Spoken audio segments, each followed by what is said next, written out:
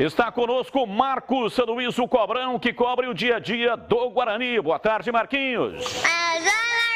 Boa tarde para você, Batista. Para o amigo da tela da Band, né? Cumprimentando também o presidente Ricardo Moisés. Já o cumprimentei na Rádio Bandeirantes há pouco.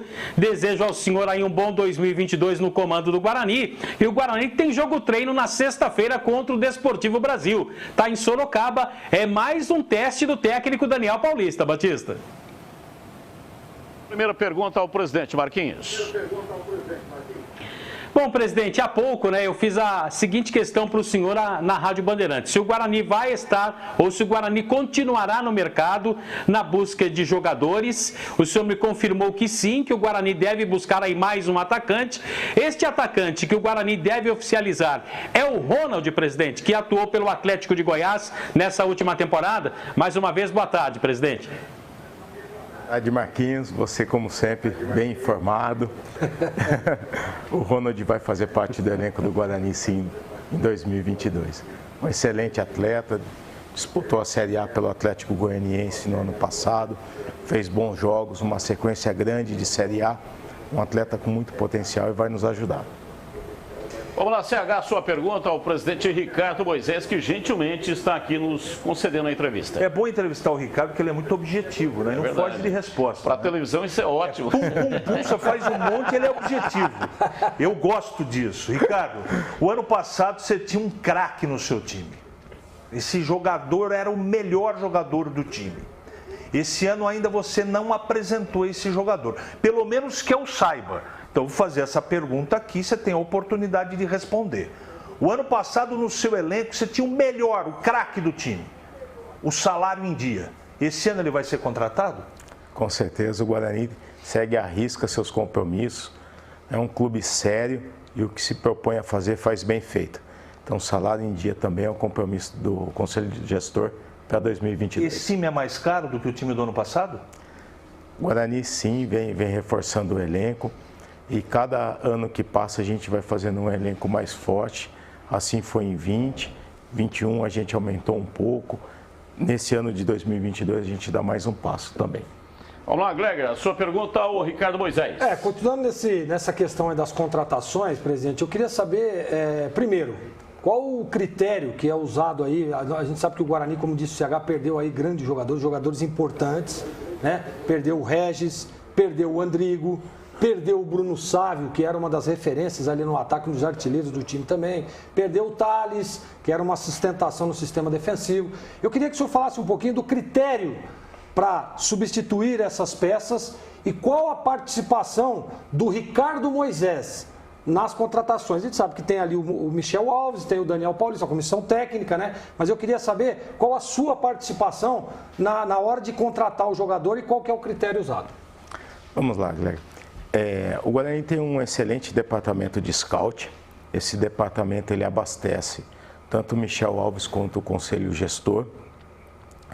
E da mesma forma que a gente fez um bom campeonato em 2020 e a gente teve inúmeros atletas de destaque ali, como o Crispim, como o próprio Vagninho, e esses atletas foram para outros times e a gente repôs a altura com o Regis, com o Andrigo, com o Sávio. Esse departamento de scout e inteligência junto com o Michel, conversando muito também com a comissão técnica que a gente manteve, a gente identifica novamente atletas de extremo potencial que têm condições de vestir e honrar a camisa do Guarani e fazer uma excelente temporada. Debatemos esse nome de comum acordo, Departamento de Futebol e Conselho Gestor, e a partir daí a gente faz as contratações e a gente vê nesses anos a evolução e a diminuição do número de erros no departamento de futebol profissional. Então é assim que a gente vem trabalhando, identifica, debate, toma decisão, evita atletas retornando do exterior, atletas com pouca sequência de jogos, e assim a gente vem tendo mais acertos do que erros. Ô Ricardo, aproveitar a sua presença aqui para falar um pouco sobre a administração do Guarani. Como você falou, pegou o clube em agosto de 2019 E eu lembro que o Guarani vivia a todo um instante aí com notícias altamente negativas. É a conta de luz que não pagou, tá para cortar, é a conta de água, dívida com a Sanasa, cobradores a todo instante, dívidas trabalhistas, ou seja, só notícia negativa. E aí você pegou o Guarani numa situação como essa e vem com uma administração muito sólida, com os pés no chão, buscando, não sei se está conseguindo o break-even, né, o ponto de equilíbrio entre receita e despesa, mas essas notícias negativas cessaram. Então, qual que é a base, quais são os pilares dessa administração, como é que houve essa transformação? Porque deu resultado fora de campo, ou seja, as notícias passaram a ser positivas e dando credibilidade, e dentro do campo também, dando um resultado, né, nos campeonatos que o Guarani disputou. Vamos lá, Batista. Primeiro, um trabalho árduo do Conselho Gestor na busca de novos recursos. O Guarani fez a temporada de 21 com toda a sua camisa tomada de patrocinadores, e 2022 também a gente já está comprometido, o uniforme inteiro do Guarani. Fizemos novas parcerias também. Então, buscar recursos para que a gente tenha recursos financeiros para cumprir tudo que a gente se compromete. Então, não fazer loucuras no mercado, essa é outro alicerce nosso. Saber o que a gente pode cumprir e ir até esse limite. Aí, se a gente busca mais recursos, a gente vai fazendo novas contratações. Assim foi nos 2 anos e assim vai ser para 2022. E a partir daí, dá total transparência de todos os atos do Conselho Gestor para a torcida e para o público em geral. Então, a gente tem um excelente conselho fiscal dentro do Guarani e é dado ampla abertura para eles terem ciência de tudo que acontece lá. Então, a hora que a gente dá transparência e tem uma gestão séria de não cometer erros administrativos, isso se torna público e aí as notícias que são veiculadas negativas, elas acabam. CH. Definitivamente, hoje o Guarani recuperou a credibilidade no mercado. Isso não há dúvida, isso não sou eu que estou falando, o mercado fala isso. Presidente, eu queria até que acontecesse a confirmação ou não. Eu confesso que, apesar de ter gostado da contratação do Giovanni Augusto, me incomodou um pouco saber, eu não sei se eu estou equivocado, que o contrato dele só vai até o final do Campeonato Paulista. Primeiro, se é verdade isso, que o contrato dele só vai até o final do Campeonato Paulista, e se for verdade, por que esse tipo de negócio? O senhor não tem, por exemplo, a preocupação de o Guarani virar uma barriga de aluguel para esse atleta, que é bom jogador, é um jogador que pode ajudar o Guarani, mas de repente ele faz um Campeonato Paulista bom e depois larga o Guarani na mão? Vamos lá, CH, a gente não se preocupa com isso, porque a gente sabe e monitora o mercado e vai estar sempre repondo à altura ou mais. Então a gente tem competência, tem credibilidade no mercado para isso. Realmente o contrato do Giovanni é só para o Campeonato Paulista, mas a gente já conversa sim para a Série B. O momento da negociação pedia isso e a gente fez o contrato em razão disso. E agora, a exigência foi do empresário, do jogador? É um atleta de um nível extremamente elevado, estava fora do país, precisando voltar por questões pessoais. Então, cabe ao Guarani agora demonstrar para ele porque a gente vem para a temporada de 2022 e ele se ambientalizando com o clube e criando a confiança na gente, a gente tem tudo para estender esse contrato. Marcos Luiz está aqui com a gente, mais uma pergunta para o presidente Marquinhos. Tenho sim, Batista. Tenho mais uma pergunta para o presidente. Presidente, o senhor chegou a negociar com o André Balada, como a gente brinca, né? Não gosto muito desse apelido, mas ele ficou marcado por isso. O senhor conversou com o André e com o Marquinhos Gabriel, abriu negociações com esses 2 jogadores? Essa é uma pergunta. E a outra, rapidinho, presidente, o Guarani tem no seu elenco o Kozlinski, o Rafael Martins, tem o Lucas Cardoso, o Gabriel Mesquita e o Arthur Gazzi. Lucas Cardoso, eu recebi a informação que deve ser inscrito na lista B. Arthur Gazzi e Gabriel Mesquita, um dos 2, vai deixar a equipe do Guarani ou não, presidente? Vamos lá, Marquinhos. Com relação à situação dos goleiros, a gente está em pré-temporada, o time todo treinando em Sorocaba. Assim que o time retornar, fazemos uma reunião entre departamento de futebol e conselho gestor, para aí sim tomar as decisões após a avaliação da comissão técnica. Com relação aos nomes citados dos atacantes e meia aí, o Guarani monitora sim 24 horas o mercado, conversa com diversos atletas, sonda, vê situações, conversa e na hora certa, na hora que a gente entender necessário, a gente age, faz proposta e traz o atleta para o Guarani. O Guarani conversou com muitos atletas desse período e aí no momento certo aí pode ser que a gente defina por mais uma contratação. Mas conversou com esses dois presidentes, tanto com o André quanto o Marquinhos Gabriel ou não? Eu não posso falar porque as conversas são feitas pelo Michel Alves, então se eu falar que conversou, às vezes eu falo que conversou, mas não conversou com o atleta, conversou com o empresário, eu posso estar trazendo uma informação aí que não seja verdadeira. Gleger. Aproveitando aí a esteira dos goleiros, presidente, eu queria saber o seguinte, o Kozlinski, ele era a primeira opção e já emendando o seguinte, ele ficou um tempo aí sem jogar, né? Ele era reserva lá no Atlético Goianiense, é bom goleiro, eu avalizei a contratação, acho que o Guarani precisava de um cara como o Kozlinski para assumir essa titularidade e eu queria que o senhor falasse o seguinte, se ele era a primeira opção e se ele vai estar pronto já de início para ser o camisa 1 do Guarani. Vamos lá, Gleger. O Kozlinski sempre foi a primeira opção do Guarani. Muitos nomes foram falados que o Guarani fechou o goleiro do CSA, tudo em verdade. A primeira conversa nossa com o Kozlinski, ela se deu no jogo do Guarani contra o Goiás, em Goiânia, onde a gente foi treinar no CT do Atlético Goianiense. E o Kozlinski estava ali. Já aproveitou e já fez. E ali a gente fez o primeiro contato, já houve a primeira conversa, o interesse das duas partes se deu ali e a gente foi conversando, para também anunciar no momento certo. Fui o único goleiro que a gente conversou, firme mesmo, e a gente já estava namorando já fazia um tempinho. E ele está pronto para ser já titular de início ou não?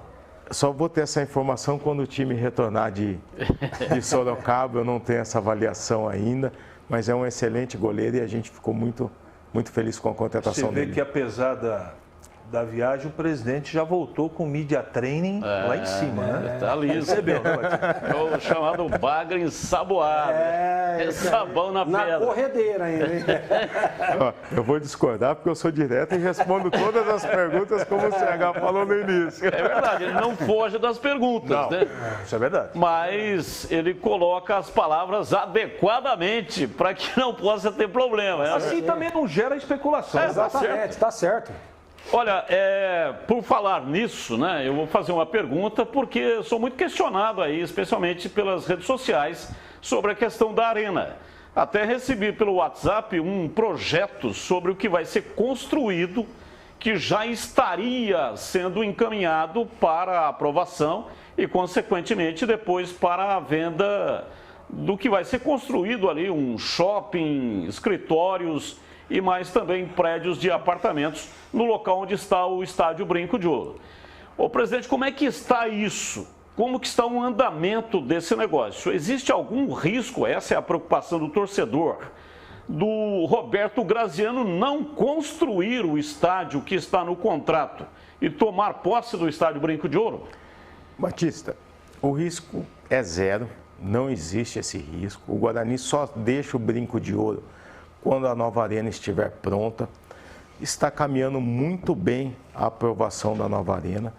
No ano passado, os sócios decidiram pela construção da arena no terreno da Bandeirantes do Guarani, um terreno que ficou de fácil acesso, ele é esquina, eu chamo de esquina da rodovia dos Bandeirantes com a rodovia Magalhães Teixeira, próximo ao aeroporto, próximo a um shopping, outlet, próximo ao hotel, próximo a 2 parques temáticos. Então, uma região que vai valorizar muito e a nova arena do Guarani é uma realidade.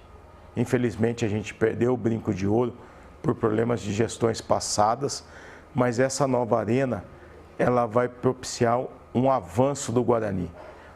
A gente pode citar alguns clubes com arena que cresceram muito, com novas receitas, com uma estrutura moderna, adequada, com custo menor de manutenção. Então você vê o avanço do Palmeiras com a Aliança, o avanço do Corinthians com a Neoquímica, o América crescendo com a Arena Independência. Então, assim, é uma realidade a Arena do Guarani. Ela vai acontecer em um curto espaço de tempo e é uma modernização, um passo a mais para o Guarani. Infelizmente, eu reforço, perdemos o brinco de ouro, mas a gente vai dar um passo aí na modernização do Guarani.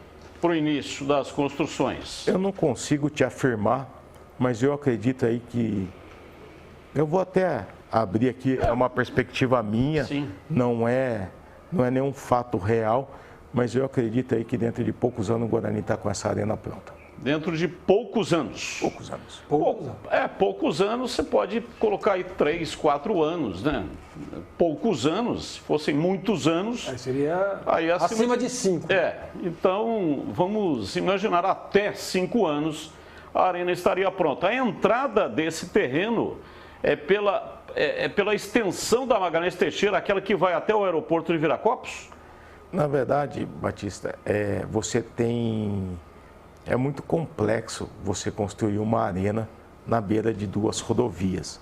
Então, essa parte eu vou deixar para os engenheiros e ver a melhor situação de acesso pela Bandeirantes. É porque eu acho que não é permitido, né, a entrada ali pela Bandeirantes. Existe uma situação de dificuldade nesse aspecto, que é o que acontece aqui no bairro do Campo Grande, em Campinas. Eu penso até em vários acessos, penso até em marginal, porque você não tem como ter uma arena com acesso único, até porque você vai ter 2 torcidas.